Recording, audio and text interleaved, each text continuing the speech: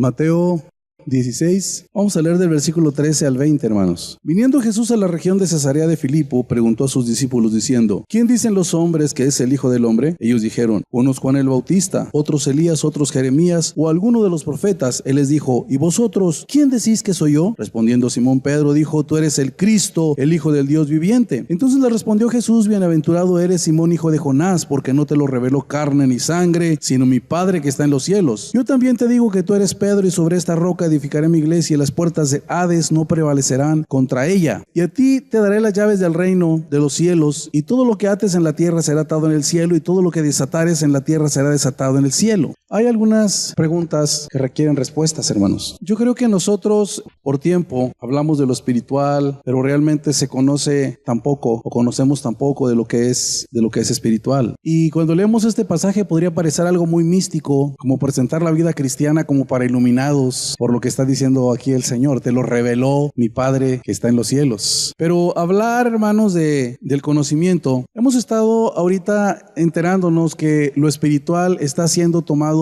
en cuenta aún por la medicina. Están hablando de un dolor físico y de un dolor espiritual. Pues se dice mucho acerca de Dios porque disertamos mucho. Aquí el Señor pregunta: ¿quién dicen los hombres que soy? ¿Verdad? Y hay muchas opiniones acerca de lo espiritual, del conocimiento. Pero si nosotros empezamos a darnos cuenta, la Biblia dice que Dios es ¿qué? Dios es espíritu. Y cada uno de nosotros, hermanos, estamos constituidos con alma, cuerpo y espíritu. Hay muchos avances en lo que es lo físico, la medicina, y también hay avances en lo que es lo psicológico. Pero ¿qué tanto conocemos de lo espiritual? ¿Qué tanto sabemos? A veces presumimos saber de lo espiritual, pero realmente hay una ignorancia tan fuerte, hermanos, dentro de la misma iglesia y fuera de la misma iglesia, de lo que son las cosas espirituales, de lo que es el conocer a Dios. Y realmente cuando tenemos que hablar de esto, pues tenemos que ubicar las cosas, porque hemos estado ubicando cosas dentro de lo físico. Hemos estado dándonos cuenta que hay muchas fórmulas para poder resolver situaciones que estamos viviendo. Nuestra realidad en la sociedad es una. Todo lo que se ha hecho por adelantar en la ciencia y que ayuda al hombre, pues nos ha quedado cortos, porque si vamos a hablar socialmente de lo que vivimos y lo que estamos viendo y lo que es la condición humana, pues yo creo que nos quedamos cortos y nos falta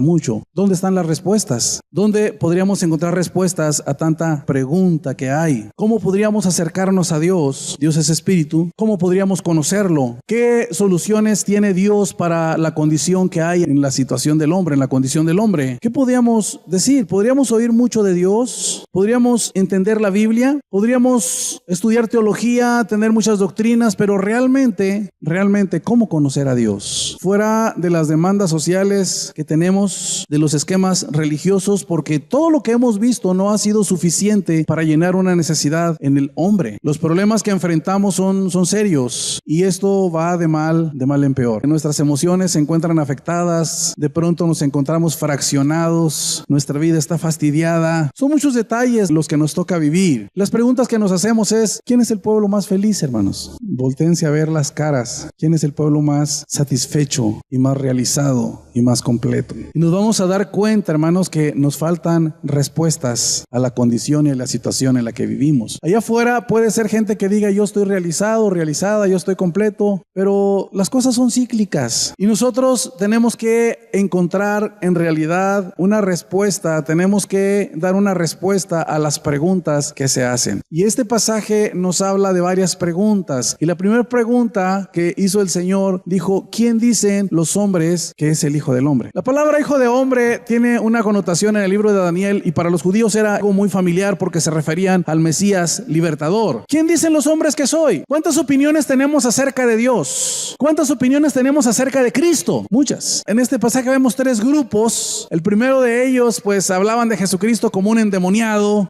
Este tiene demonios. Hablaban de Jesucristo como un hombre glotón, ¿verdad? Hablaban de Jesucristo como un falso profeta, como un falso Mesías, como un un lunático, hablaban mucho de Jesucristo. Esto era un grupo. El grupo más condescendiente decía, no, eres Juan el Bautista, este es Jeremías, es Elías, es uno de los profetas. Hablaban de una reencarnación en él, ¿no? Como que habían vuelto. Muchas opiniones, pero había una, la de Pedro, la de los discípulos, y es otra de las preguntas que el Señor hace. Fíjese bien, en aquel tiempo la gente estaba viendo y estaba escuchando lo que sucedía. Juan dice que aquel verbo se hizo carne y habitó y caminó entre nosotros. La gente podía palparle, podía verle, podía tocarle. La gente estuvo ahí presente cuando resucitó a Lázaro. La gente estuvo presente cuando el leproso fue sanado. La gente estuvo ahí cuando él pudo enfrentar a los religiosos y salir fuera de lo convencional en forma teológica acerca de Dios y los conceptos que tenían espirituales. Ahí estuvo la gente. Pero ¿quién le conoció? ¿Quién conoció al Señor? Decían, eres Juan el Bautista. ¿Qué más decían? Tal vez eres Jeremías. Pero ¿quién podía ver quién era él realmente? Nosotros podemos recibir cursos doctrinales y son buenos porque la palabra genera fe. Podemos estar escuchando principios bíblicos y nos orientan en la vida. La única manera de meternos a los estándares bíblicos es conociendo a Dios. Pero conocerle no en la manera doctrinal. La gente puede ver grandes milagros y en aquel tiempo pedían señales y pedían milagros religiosos y los que querían encontrar una falta en Jesús. Pero qué tremendo, porque no le conocían de todas maneras, no sabían quién era Él. Y mi pregunta es, ¿nosotros sabemos quién es Él? ¿Quién es Él para nosotros? ¿Quién es Jesucristo para nosotros? Cuando llegamos a este punto, nos vamos a dar cuenta que todos nosotros andamos buscando conocerle, ¿cierto? Escuchamos predicaciones, sabemos de algún ministerio que Dios empieza a usar y nos ponemos a escuchar, ¿verdad? Y andamos buscando, sabemos de un evento que yo voy al encuentro, al preencuentro, al posencuentro y andamos en los eventos, porque estamos buscando respuestas, porque hay muchas cosas que hemos visto, pero no han sido suficientes. Necesitamos más. Y hemos buscado, hermanos, y está bien, porque el escuchar no nos estorba, el entender no nos estorba. Jamás nos va a estorbar el entender. Todo lo que nosotros hagamos y lo que busquemos acerca de Dios es importante. Pero dice la Biblia que se acerca a Dios es necesario que crea que le hay. Y hermanos, y tenemos que hablar de respuestas en fe. A todas las preguntas y las demandas que se hacen, solamente las respuestas en fe traen una solución. Lo que nosotros oímos y comprendemos es importante, pero debe ser tocado nuestro espíritu. Debemos ser tocados en nuestro interior. Hubo una mujer que dijo, si yo tocara el borde de sus vestiduras, ella dijo, seré salva. Y cuando ella tocó, el Señor sintió que salía la virtud de él. Dijo, alguien me tocó porque virtud ha salido de mí. Y nosotros cuando vamos a Dios tenemos que tocarle también con el brazo de la fe y tenemos que dejar que Él nos toque interiormente. Cuando Dios toca nuestras vidas, todo es diferente. Pero cuando no es así, hermanos, tenemos una idea muy distorsionada de lo que nosotros conocemos acerca de Dios. Lo primero es que para muchos es algo inconcebible que si traemos una situación donde no conocemos a Dios, donde nos sentimos alejados de Dios, una oración puede hacerse en una oficina, en una casa, donde sea. Pero cuando el corazón se dispone y se clama a Dios, Dios da una respuesta. Y sucede algo en ese momento. En Romanos 1:17 dice, en el Evangelio la justicia de Dios se revela. ¿Por qué? Por fe. Quiere decir que cuando yo me acerco en fe a Dios, creyendo que Él perdona mis pecados y aceptando que soy un pecador, y cuando yo oro de esa manera, Dios opera algo, yo acudo a Él confesando, yo acudo a Él con una decisión de que algo sucede en mi vida. Y Dios hace algo en nuestras vidas. Y empieza en nosotros una vida diferente. Hay una revelación, por eso le dije, no quería sonar muy místico, pero esa es la palabra que usa la Biblia. El hombre entiende que ha sido perdonado de sus pecados y que ha sido lavado con la sangre de Cristo. El hombre experimenta dentro de sí una paz que no había conocido jamás, que solamente Dios da. Dice en Romanos 5:1, justificados pues por la fe tenemos paz. Hablar de lo espiritual, hermanos, no es hablar de cosas místicas, es hablar de cosas tangibles, es hablar de cosas que son experimentales. La paz es algo que podemos experimentar y que podemos disfrutar. La presencia de Dios es algo que podemos también conocer. Cuando yo leo en Efesios en el capítulo 2, dice, estábamos muertos en delitos y pecados, dice, pero Él nos dio vida juntamente con Cristo. Nunca habíamos experimentado la presencia de Dios, pero cuando nuestros pecados fueron perdonados, nos dio vida. Y vino a nuestro ser y pudimos experimentar su presencia y llegó una certeza, una convicción interna, de tal manera que dice en Romanos 8, dice que el Espíritu de Dios da testimonio a nuestro espíritu de que ahora somos ¿qué? Hijos de Dios. ¿Quién nos dijo eso? No es el pastor. La doctrina es buena, hermanos, pero el que salva es Cristo, no la doctrina. Los principios bíblicos, aprenderlos, son buenos, pero el que nos sustenta, hermanos, es Cristo. No es la enseñanza de ningún maestro. Más son necesarios los maestros para que sigan enseñándolos. Porque no quiero que usted diga, no, pues yo no necesito el pasaje que está en Hebreos 9 que dice, y no tendrá necesidad de que nadie enseñe de mí, dice, porque todos me conocerán. No, entonces ¿para qué necesitamos ir a la iglesia? Entonces ¿para qué necesitamos maestros? ¿Para qué necesitamos gente que enseñe la palabra? Es que es el inicio, hermanos. Cristo dijo, escudriñen las escrituras. Aquí el asunto está en que nosotros tenemos que tener una respuesta en fe. Y lo primero que experimentamos es el conocimiento de que nuestros pecados fueron perdonados. Ese es el entendimiento, es una revelación, algo que se nos da a conocer, que se nos da a entender y que podemos nosotros experimentar dentro de nosotros. Amén. Eso es lo primero. El que se acerca a Dios es necesario que crea que le hay. Le dijo Cristo a Nicodemo, lo que sabemos, hablamos, lo que hemos oído, lo que hemos conocido, le dijo, testificamos. Y hablaba del nuevo nacimiento. Y lo primero que experimentamos, lo primero que se nos muestra es eso. Ahora tenemos el conocimiento, el entendimiento que nuestros pecados fueron, ¿qué? Perdonados. Ahora tenemos el entendimiento de que su sangre nos ha lavado, ha limpiado nuestras conciencias y tenemos paz.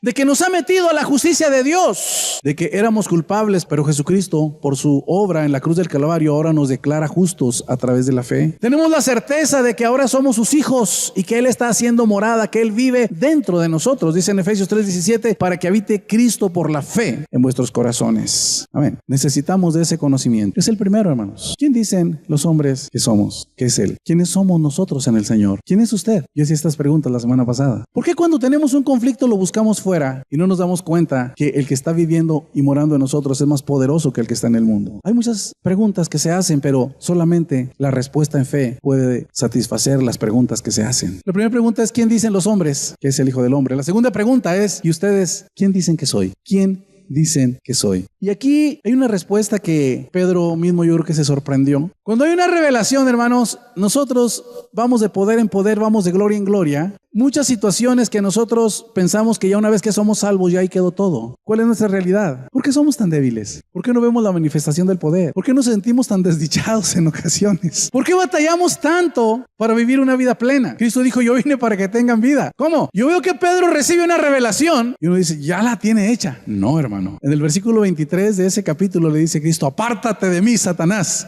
Este fue el de la revelación. Amén. Pero vamos a ver, analizar primero las primeras palabras de Pedro. Dice que, ¿y ustedes quién dicen que soy yo? ¿Qué dijo Pedro? ¿Tú eres el Cristo? ¿Qué les dicen esas palabras a ustedes? Esa respuesta. Cuando decimos el Cristo, ¿qué les viene a su mente en ese momento? Cuando se habla de Cristo, tiene que ver con su obra, con el Mesías. El que iba a venir a rescatar, el que iba a venir a liberar, ese es el Cristo, el Mesías. Pero cuando se dice el Hijo del Dios viviente, tiene que ver con su relación con el Padre, con su naturaleza. Pedro está diciendo, tú eres Dios y estás con nosotros. Amén. Si Dios está con usted, ¿quién contra usted? Pero cuando tengo un incidente, una situación, un problema, ¿puedo ver que Dios está conmigo?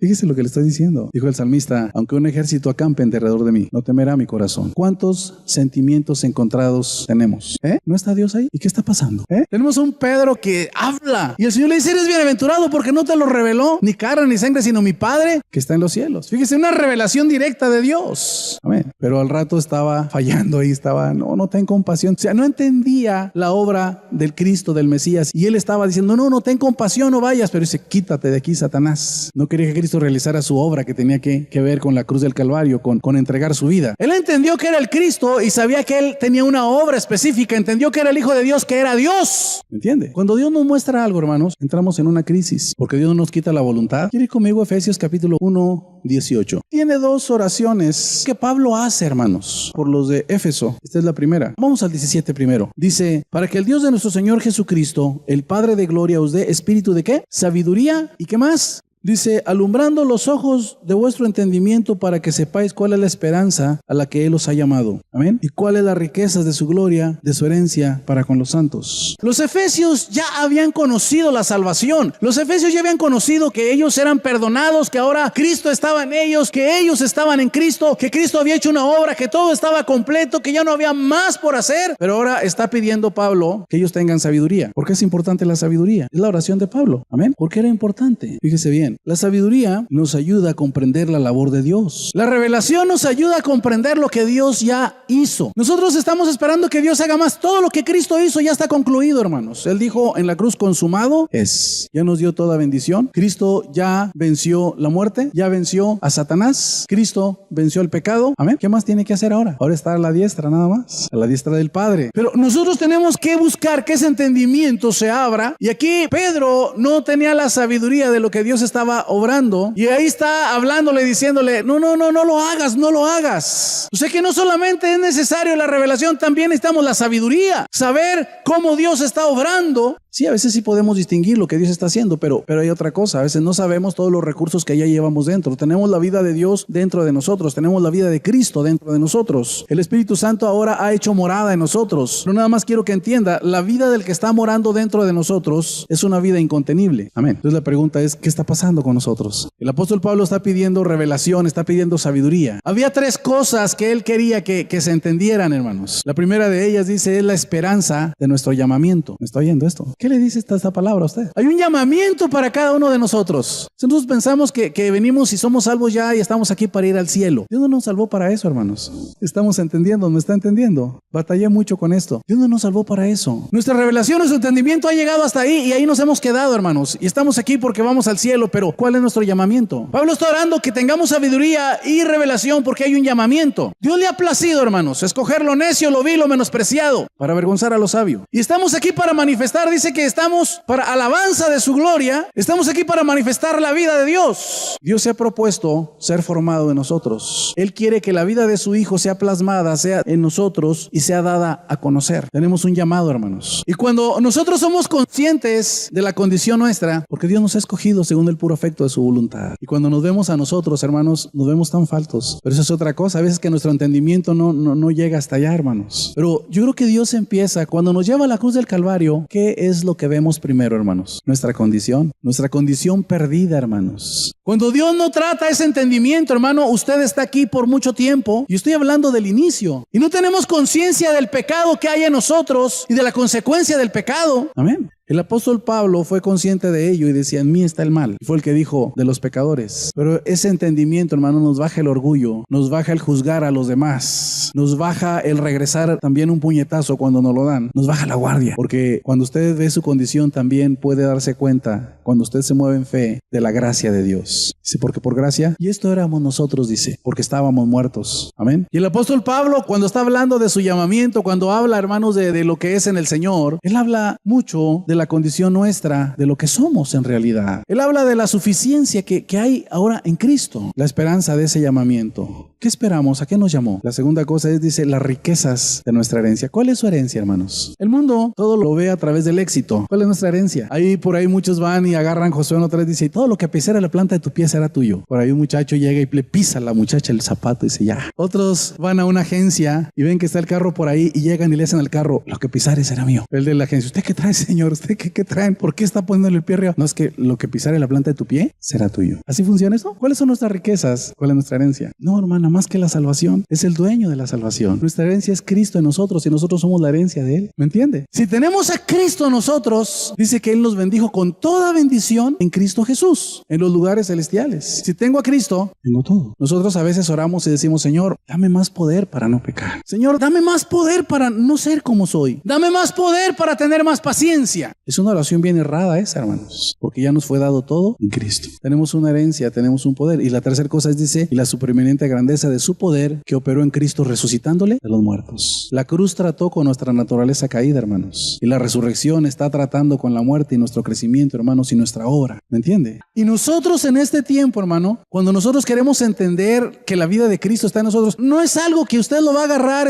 por leer. Usted puede leer el capítulo 1 de Efesios 1000 veces, pero mientras no disponga que Dios toque su corazón, no va a pasar nada, hermanos. Ese entendimiento estará con un velo. Amén. Yo me pregunto, ¿qué tenía Pablo? ¿Qué tenía Pedro? ¿Qué tenían los profetas profetas que desempeñaban una función, así les fuera como les fuera. ¿Por qué nosotros somos tan inconstantes, hermanos? En el llamamiento a veces queremos aventar el arpa. Apenas hacemos algo aquí en la iglesia y no falta qué cosa pase a nuestro alrededor, fuera, y andamos queriendo renunciar. ¿Y qué está pasando? Pablo está orando porque nuestro entendimiento sea iluminado, se abra para el conocimiento de Él, y está pidiendo sabiduría y revelación. A veces tenemos un problema, hermanos, y ¿dónde está la riqueza? ¿Dónde está la herencia? Él es el dueño de todos los recursos, pero nosotros nos vamos por las cosas y no por Él. Y más, hermanos, que irnos por Él. Lo que necesitamos es que Él nos toque, que Él nos trate. Necesitamos que nuestro entendimiento sea abierto. Es muy simple esto, hermano. Nos complicamos por eso la vida. Los discípulos vieron al Cristo de Nazaret, pero Juan ve al Cristo de la gloria, que es muy diferente. Dios ha depositado su vida en nosotros, hermanos. Dice, en el Antiguo Testamento, cuando tenían sed, el pueblo de Israel iban a la roca y la golpeaban para que les diera agua. Tenían que buscar todo por fuera. En el Nuevo Testamento, hermanos, en Cristo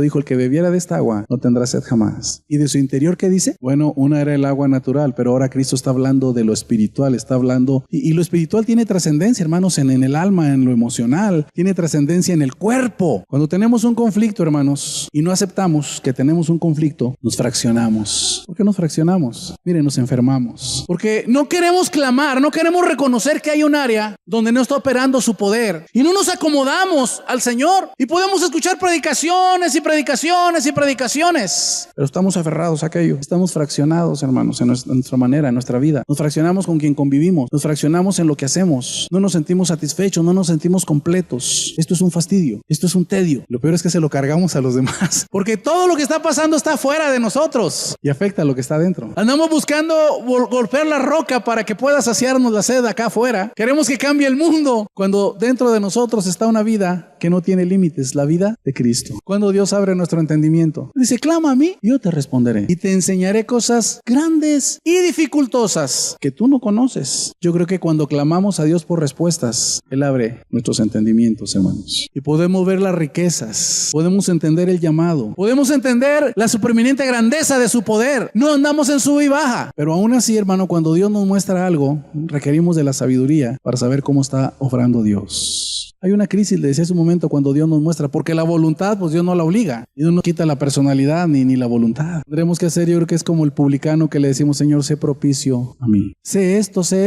pero mi espíritu no lo asimila. Por consecuencia, lo que pasa alrededor me mueve acá adentro. Yo necesito asimilarlo, pero también tengo que ir en una actitud, hermanos, como dice David, un corazón contrito y humillado. Yo tengo que acercarme y decirle, mira, Señor, esta es mi condición, y me guste o no, es esto lo que traigo en mi corazón, y esto quiero, y así me está pasando, y así estoy buscándolo. Y me cuesta asimilarlo. Tengo que estar yendo a su presencia hasta que Él abra a mí. ¿Por qué somos débiles? Porque no vemos. ¿Por qué no hay manifestación de su poder? ¿Por qué no podemos mantenernos estables? ¿Por qué no tenemos más resultados? ¿Por qué? Porque no vemos. En la segunda oración de Pablo, en el capítulo 3, Pablo está orando. El 14 dice, por esta causa doblo mis rodillas ante el Padre nuestro Señor Jesucristo, de quien toma nombre toda la familia en los cielos y en la tierra, para que os dé conforme a las riquezas de su gloria el ser fortalecidos con poder en el hombre interior por su espíritu, para que habite Cristo por la fe en vuestros corazones, a fin de que, arraigados y cimentados en amor, seáis plenamente capaces de comprender con todos los santos cuál sea la anchura, la longitud, la profundidad y la altura, y de conocer el amor de Cristo que excede todo conocimiento, para que seáis llenos de la plenitud de Dios. Y aquel que es poderoso para hacer todas las cosas mucho más abundante de lo que pedimos o entendemos, según el poder que actúa. El poder que actúa no nos llama a una vida pasiva, hermanos, porque no estoy hablando, no, pues tú no te preocupes, Él lo hace todo. No. Tenemos que entender esto bien. Hay una situación en la que las cosas de fuera, hay una revolución. De fuera, hermanos, es una cosa tremenda lo que pasa. Cuando habla de establecer su reino, nosotros quisiéramos que se acabara la violencia en las calles, quisiéramos que las cosas cambiaran. Las cosas van a ir empeorando, hermanos, cada vez más. Pero hay un reino inconmovible. ¿Dónde está ese reino? ¿Dónde está? ¿Dónde? No lo escucho. Quiero saber si me está entendiendo. ¿Dónde está? Está en nosotros. Dice Pablo, ¿no sabéis o sí sabéis que sois templos del Espíritu Santo? Dice lo que le estoy diciendo. Él está morando. Cuando atravesamos una situación difícil, hermanos, y nos concretamos a esperar en el Señor y a la fe, mira qué difícil es. Y más cuando son otras personas las que tienen que hacer un cambio para que yo me sienta cómodo, ¿me entiende? Cuando es una situación que yo tengo que ver que cambie fuera de mí para que yo me sienta cómodo. Qué difícil es. Cuando quiero que una circunstancia cambie. Amén. Qué difícil es. Es como aquel que va a ver la novia y va en un carro y luego se le desbarata y ya se está despidiendo de la novia y luego le dice, ya me voy. Y, oye, púchale a mi carro, no, porque ya no quiso jalar. Y dice, yo sería feliz si tuviera un carro del año. Mi novia me querría más. O si la novia tiene su punto de vista, le diría, me gustaría. Como quiera, tendrías más favor conmigo y te querría más si no me tocara andar empujando tu cargacha. O sea, estamos uniendo lo externo para sentirnos completos dentro. Que cambie una situación. El reino inconmovible, hermanos, está dentro de nosotros. Pero necesitamos acudir al Señor, hermanos. Porque si no acudimos a Él, esto no funciona. Todo lo que tiene que ser hecho ya fue hecho por Cristo, hermanos. Decía hace un momento, dame más paciencia, si tenemos al Espíritu Santo tenemos todos los frutos. Pero esto tiene que ser algo que podamos ver. Por eso le decía, yo no quiero que esto sea muy místico, porque no se trata de iluminados, ni que un ángel venga, ni que vaya hasta el tercer cielo, hermanos. La semana pasada hablamos de ocuparnos del Espíritu. Jeremías nos da una clave y se clama a mí. Cuando nosotros vemos nuestra condición, hermanos, es lo primero, aceptar nuestra condición. Dice Pablo, todo lo puedo. ¿En quién? Nuestra suficiencia está. Mi justificación, mi justicia, ¿quién es? Cristo. Mi victoria más que vencedor en. Y Cristo dijo, sin mí no puedes hacer nada. Entonces yo tengo que ir con mucha humildad y sencillez y decirle, Señor, yo no puedo. Señor, yo no puedo. Tenemos que reconocer, hermano, que nosotros no podemos. Eres bienaventurado, Pedro. Te lo reveló mi Padre. No fue una predicación de los fariseos, no fue la doctrina de los escribas. No por eso vamos a menospreciar el escudriñar y que usted tenga que escudriñar la Escritura, ¿eh? Me explico. La doctrina no le salva, hermanos. El que salva es Cristo. Pero para la salvación sí necesita la doctrina. ¿Sí me está oyendo? Entonces es importante que nosotros tengamos ese conocimiento. Fíjese, Pedro da la respuesta. Pero en respuesta a aquello, en el versículo 18 ahí de Mateo 16, ¿qué dice? Yo también te digo que tú eres Pedro y sobre esta roca edificaré mi iglesia y las puertas del infierno no prevalecerán contra ella. ¿Cuántos son salvos? Usted puede decir, yo soy salvo, ya voy al cielo. Pero ¿cuántos saben cuál es el propósito de Dios al salvarle? El plan eterno, ¿cuántos lo conocen? ¿Qué es la iglesia para ustedes, hermanos? La gente. Es el cuerpo de Cristo y donde fluye la vida de Cristo.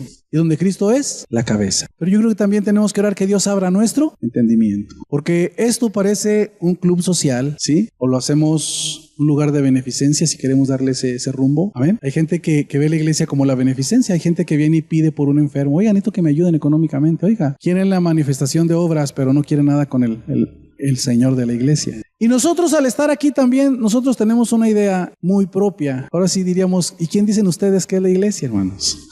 ¿Y quién es la iglesia realmente? Necesitamos que Dios también abra nuestro entendimiento. Yo le decía, uy Señor, ¿cómo vamos a avanzar? Yo a ti te digo, tú eres una piedra pequeña. Y sobre esta roca grande, esta Petra, yo voy a edificar mi iglesia. Aquí hay una interpretación teológica que le hacen sobre quién es Pedro y la roca, pero la realidad es que, ¿de qué está hablando Cristo? La Biblia dice que Cristo es la roca que desecharon los edificadores. La Biblia habla como la roca acerca de Jesucristo. Y él está hablando, diciéndole a Pedro, mira, yo voy a edificar la iglesia sobre esta confesión. La confesión es que Él es la roca, que Él es el Cristo y que Él es Dios. Ese es el fundamento de la iglesia, hermanos. El Cristo porque nos salva, el Cristo porque perdona nuestros pecados, porque llevó una obra. Esa es la obra del Mesías. El Hijo de Dios por su naturaleza, que nos imparte vida y nos permite llevar a cabo un ministerio, llevar a cabo un propósito y realizar su obra, y que Él se ha dado a conocer. ¿Me entiende? Pero a lo mejor está muy lejos, hermano, de que entendamos el llamado y que nos demos cuenta que la iglesia está dentro del plan eterno de Dios. Cuando Cristo venga, ¿por quién va a venir? Por su iglesia, hermanos. Pero para nosotros la iglesia, no sé cómo lo conciba. Si es una reunión, es un grupo de gente. La palabra iglesia es congregación o gente llamada a salir fuera. No sé usted cómo lo conciba, pero tenemos a veces falta aquí, hermanos, de un entendimiento de lo que es iglesia. La cabeza es Cristo. ¿Usted alguna ocasión el pie quiere ganar para un lado y la mano para el otro? Está coordinado por la cabeza todos. ¿Y usted está conectado a la cabeza? ¿Para dónde gana? ¿Para dónde está coordinado?